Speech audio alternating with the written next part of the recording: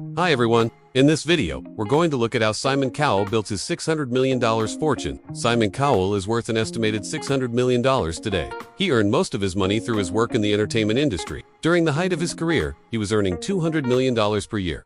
But who is Simon Cowell, and what does he do for a living? Well, if you've ever watched America's Got Talent, or Britain's Got Talent, then you'll know who he is. He is the guy with the no-nonsense attitude that has made some of the biggest stars in the world today. If it wasn't for him, then there would be no Fifth Harmony, Little Mix, One Direction, or even Celine Dion.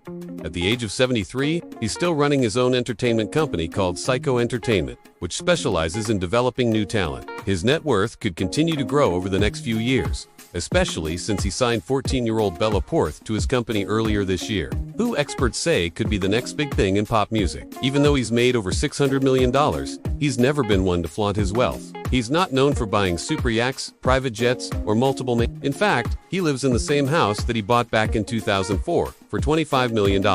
It looks like he spent most of his money on charity rather than on himself, as he's donated over $150 million to various charities throughout his career. So here's how Simon Cowell built his $600 million fortune. Taking a look back, Simon was born in London, England on October 8, 1959. His father worked as an estate agent, and his mother worked as a music teacher. They also owned a small music shop, so it was only natural for Simon to pursue a career in the music business. He attended an all-boys grammar school called King's School, which cost his parents $1,300 per term. This was way out of their budget, but they wanted their son to have the best possible start in life. The family lived in a two-bedroom flat at the time, and his parents had to save up for months in order to pay his tuition. When he was 12, his parents decided to get a divorce. Simon ended up living with his father while his brother stayed with his mother. His father remarried when Simon was a teenager, which led to Simon and his stepsister getting into several fights. He struggled during his teenage years, but thankfully he found solace in school. He was a very bright student and graduated with 3 A levels. At the age of 18, he enrolled at university to study law. But after attending for just 6 months, he dropped out and began working full-time in the music industry. He scored a job at EMI Music as a mailroom clerk, which paid him $110 per week. From there, he slowly climbed the corporate ladder until he became the director of A&R. In other words, he was responsible for finding new talent and helping them record and release albums. In 1985, he met the music executive named Iris Copeland. They dated for a few years, but eventually broke up due to Simon's womanizing ways. Shortly after breaking up with her, he married a makeup artist named Jackie Stang. But this marriage didn't last long either. He got divorced in 1999.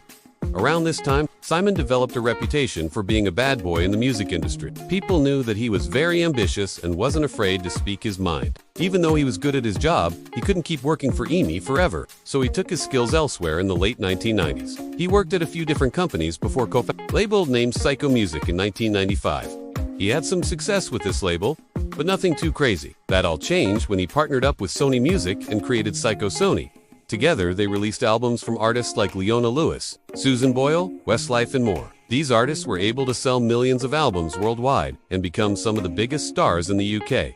Simon's net worth was steadily growing, but he wanted to take things to the next level. In 2001, he co-created a television program with the name Got Talent. The show aired in the United Kingdom and quickly became a massive hit. More than 1 billion people tuned in to watch the finale of the first season. It was so popular in the UK that it easily spawned multiple seasons, but it didn't take long for other countries to pick up on the trend. NBC first brought the concept to American audiences in 2006, and it was an instant hit. To this day, it remains one of the most popular shows on television. Now, you might be wondering why this show made him so much money. Well, it all boils down to 2 words: advertising revenue. Advertising revenue makes up for a huge chunk of any TV network's income, and since Got Talent consistently ranks as one of the most watched programs in the world, it makes sense that it brings in billions of dollars each year from advertisers. When you consider that NBC airs 4 episodes of Got Talent every week during its season, it's easy to see why. But there's another reason why Got Talent made Simon a billionaire. You see, whenever someone becomes a judge on a reality TV show, they don't just get paid for appearing on the show.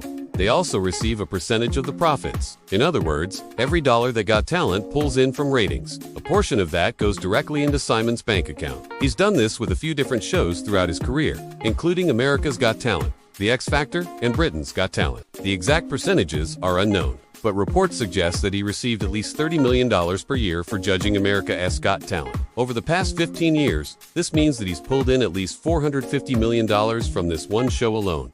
And if you remember, This isn't even his only source of income. He also has his own entertainment company called Psycho Entertainment, which he founded back in 2005.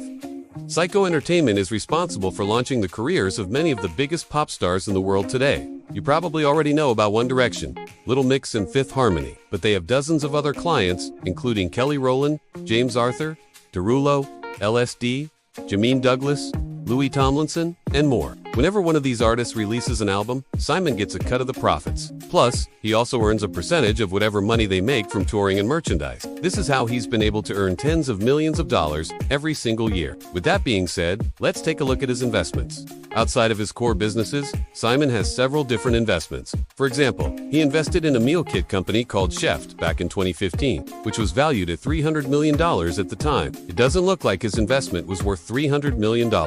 Though, as Chef D filed for bankruptcy in 2020, he also used to own a stake in a company called S1, which is a music streaming service that pays artists based on the number of streams they receive. In 2015, S1 was valued at $1 billion, which meant that Simon's stake was likely worth at least $10 million.